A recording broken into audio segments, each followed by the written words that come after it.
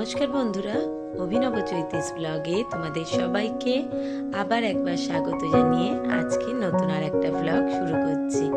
তোমরা সকলে কেমন আছো, কে কোথা থেকে আমার ব্লগগুলো দেখছো আর দেখে কেমন লাগছে সেটা অবশ্যই কমেন্ট বক্সে জানিও কমেন্ট করে। ভালো লাগলে লাইক করো, বন্ধু বান্ধবের সঙ্গে শেয়ার করো।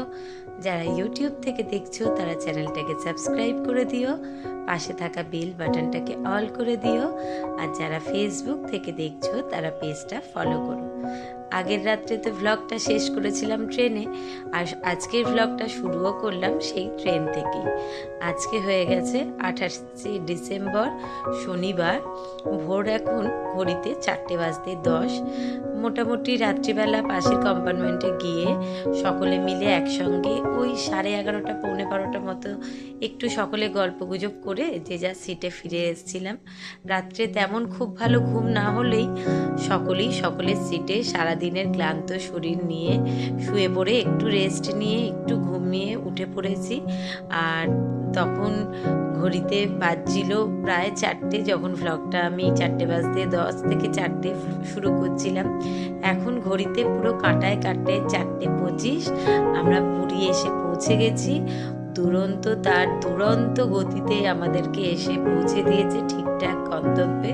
আসলে ট্রেনটা আরেকটু আগে পৌঁছানোর কথা ছিল, 20 মিনিট মতো লেট, কিন্তু রাত্রিবেলা যা মারাত্মক জোরে ট্রেনটা স্পিড নিচ্ছিল, মাঝে মাঝে ভাবছিলাম মনে হয় এই ট্রেনের সিট থেকে মনে হয় উল্টে পড়ে টড়ে যাবো। যাই হোক, সেই সমস্ত কোনো বিপদ আপদ না ঘটিয়ে সবাই সুস্থভাবে সাবধানে যে যার লাগেজপত্র গুছিয়ে নিয়ে ট্রেন থেকে নেমে পড়েছি, গন্তব্যে পৌঁছে গেছি।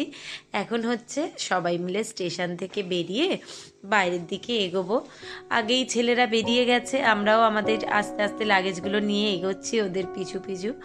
ওরা গিয়ে আগে গাড়ি ঠিক করছে, যেহেতু প্রচুর লোক একসঙ্গে, 2-3টে গাড়ি তো লাগবেই। তো গাড়ি ঠিক করে কথাবার্তা বলতে বলতে স্টেশন থেকে বেরোতেই এখানেই প্রথমে জগন্নাথ দেবের দর্শন পাওয়া গেল। সেখানে একটু আমিও দর্শন করলাম, তোমাদেরকেও করালাম। আর এই যে আমাদের গাড়ি ঠিক হয়ে গেছে, গাড়িতে সমস্ত লাগেজপত্র তুলে এখন আমরা স্টেশন ছেড়ে পৌঁছে যাচ্ছি আমাদের যে হলিডে হোম ভাড়া নিয়ে বুক করা আছে সেই দিকে। ভোরের ট্রেনেই তো বেশি মানুষ পুরীতে আসে, আর এই নিয়ে যতবার পুরী এসেছি ততবার এই একটা দারুণ সুন্দর অভিজ্ঞতা ভেতরে ভেতরে কাজ করে। এই যে ঠিক রাত্রিবেলা ট্রেনে উঠবো, ভোরবেলা উঠে ট্রেন থেকে নামবো, আর একদম সকাল সকাল পৌঁছে যাব হলিডে হোমে। ওই যে দেখছো আমাদের পুরো টিমটা আসছে। আসলে গতকালকে থেকে ভ্লগটা শুরু করেছি, এখনো পর্যন্ত সবাইকে একসঙ্গে এক ভ্লগে একবারও ধরবার সুযোগ পাইনি। তাই সবাইকে বললাম তোমরা আস্তে আস্তে এগিয়ে এসো, আমি সবার আগে গিয়ে আমরা যে বড় একটা টিমকে নিয়ে এসেছি তাদের সবাইকে একবার ভ্লগে নেব, আর সবাইকে একবার ক্যামেরাতে আলাপ করিয়ে দেবো তোমাদের সঙ্গে যে আমরা ঠিক কতজন একসঙ্গে এসেছি, টিমটা ঠিক কত বড়। তো যাই হোক, যেহেতু এখন ঘড়িতে 4:30-এর মধ্যে স্টেশনে পৌঁছেছি, আর হলিডে হোমে পৌঁছাতে পৌঁছাতে মাত্র 5:10, বুঝতেই পারছো 10-15 মিনিটও টাইম লাগেনি। আর 5টার আগেই যেহেতু পৌঁছে গেছি, তো এত তাড়াতাড়ি তো হলিডে হোমে চেক ইন করতে দেবে না। তো যেহেতু ওনাদের টাইম অনুযায়ী 7টাতেই হবে, তো আমাদের ওনারা একটা ঘর দিয়েছেন, সেখানে যে যার লাগেজপত্র রেখে সোজা এক ছুটে বেরিয়ে এসেছি সি বিচে। আর একটু আগে দেখতেই পেলে আকাশের কি দারুণ সুন্দর একটা রঙের খেলা চলছিল।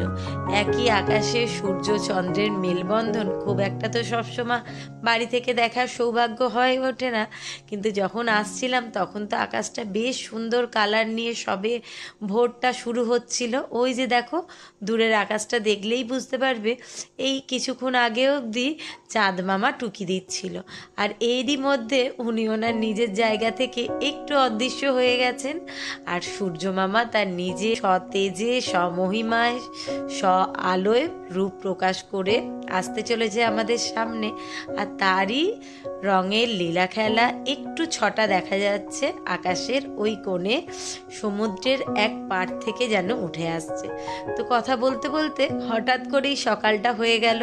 আর দূরে দেখতে পাচ্ছ এই যে দুই খুদে রায়সুন্দরীর সঙ্গে তো আগের ব্লগেই দেখা করিয়ে দিয়েছিলাম, আর পেছনে বসে আছে শিবাংশুবাবু। ওনারা দুজনেই আমাদের সঙ্গী, সবচেয়ে বড় বড় দুই আমাদের বন্ধু আর বান্ধবী। এনারা কিন্তু পুরো ট্যুরটা আমাদের সকলকে এক প্রকার মাতিয়ে রেখেছিল।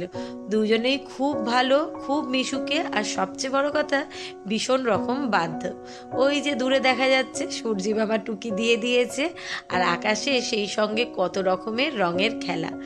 এই দেখতে দেখতে সমুদ্রের পাড়ে চলে এসেছি। সকলেই এক কাপ করে চা খেয়ে সামনে দাঁড়িয়ে ঢেউয়ের একের পর এক অবিরাম ঢেউয়ের আনাগোনা দেখতে দেখতে ঘড়ির কাঁটা বলছে 6:30 বাজে। এইবার আস্তে আস্তে যাবো হলিডে হোমের দিকে।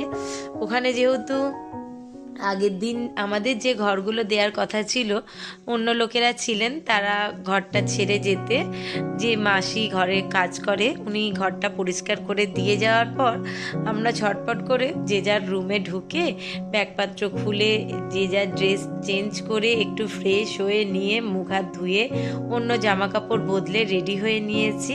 শুধু বাকি আছে যেটা, বিছানায় ওনারা তো ওনাদের মতো একটা বেডশিট পেতেই দেন, তাও আমি যেখানেই যাই ঘর থেকে একটা করে বেডশিট নিয়ে আসি, এটার ওপর একটু কভার করে বিছিয়ে দিয়ে, না হলে একটু অস্বস্তি লাগে। সেই জন্য ঘরটা যেটা জিনিসটা দেখলাম, ভীষণ রকম আলো বাতাস খেলছে, বড় বড় জানলা দরজা, আর খুব পরিষ্কার পরিচ্ছন্ন।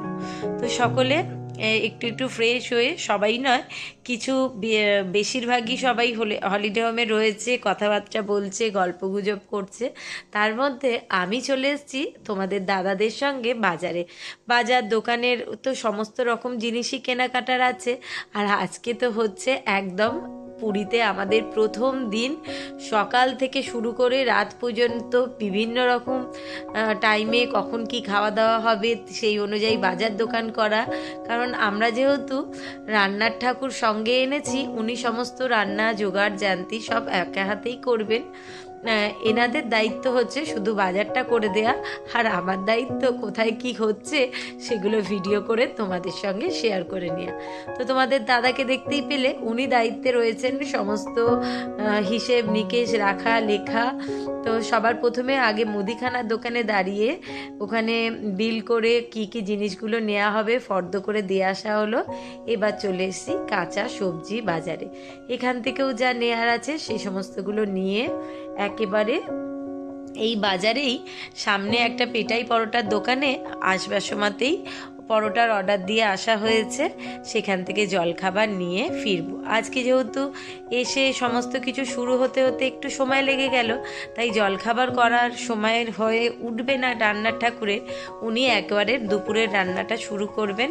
তাই আমরা চলে এসেছি বাজার দোকান করে জলখাবার নিয়ে হলিডে হোমে ফিরবো। তারপর একসঙ্গে সকলে মিলে গল্প গুজব করা, সি বিচে যাওয়া, জলে নামা, একটার পর একটা তো রয়েছে। সবে তো আজকে শুরু, আজকে এখনো তো অনেকগুলো দিন হাতে বাকি। সারাটা ট্যুর বুঝতেই পারছি প্রচুর মজা হবে। কারণ আমাদের সঙ্গে যারা এসছেন, অনেক দাদাদের সঙ্গে তো আগেই ঘুরে এসেছি, আগেই পরিচয় হয়ে রয়েছে, আর যারা নতুন তাদের সঙ্গেও মিশে গল্প করে দেখেছি একেবারে নিজের মতো।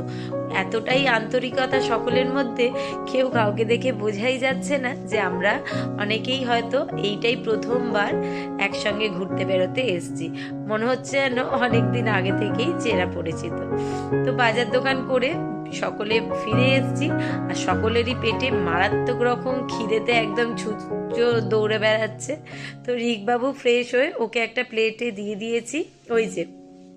ওই আমার এক বান্ধবী পাশের রুমে রয়েছে, ওরা খেতে শুরু করেছে, রিকবাবুও খাচ্ছিল, আর আমি খেতে শুরু করেছি সেই সঙ্গেই দেখতে পাচ্ছি এখানে কাক, বিড়াল, কুকুরের মানে তুলনায় বাঁদরের সংখ্যাই বেশি।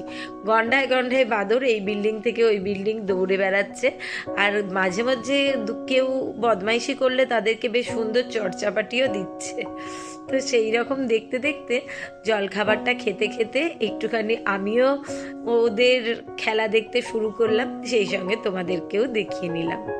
জলখাবার খেয়ে রান্নার ঠাকুরকে রান্নার কি হবে সেই সমস্ত বলে দিয়ে আমরা কয়েকজন মিলে চলে এসেছি এখন সি বিচের ধারে।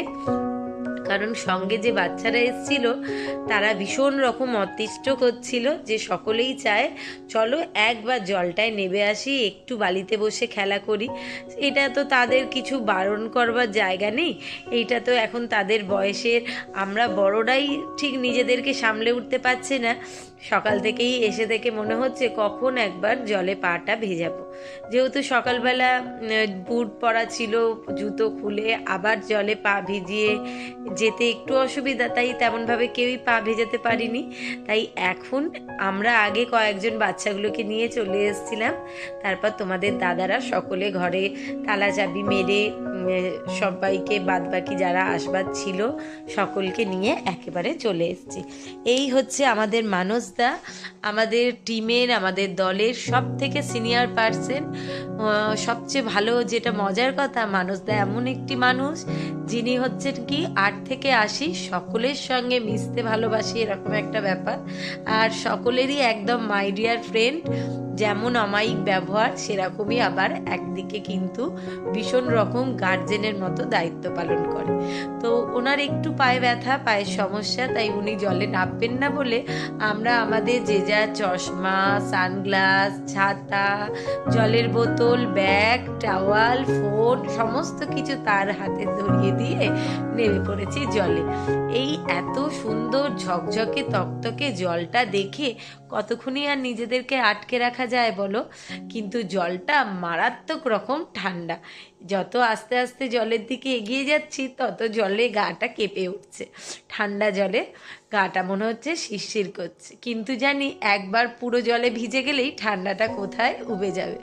এবার এসে যেটা সব থেকে বেশি মজার জিনিস লাগলো, অনেক দিন বাদে এবার পুরীর জলটা দেখলাম একদম স্বচ্ছ কাঁচের মতো, এত দূরে এসেও একদম নিচে নিজের পাটা পরিষ্কার দেখা যাচ্ছিল জলের তলায়।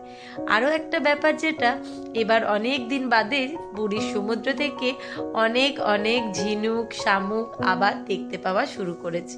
মাঝখানে কয়েকবার এসে ঘুরে যাওয়ার পরেও একটাও ঝিনুক পেতাম না, মনটা তখন ভারী খারাপ লাগতো।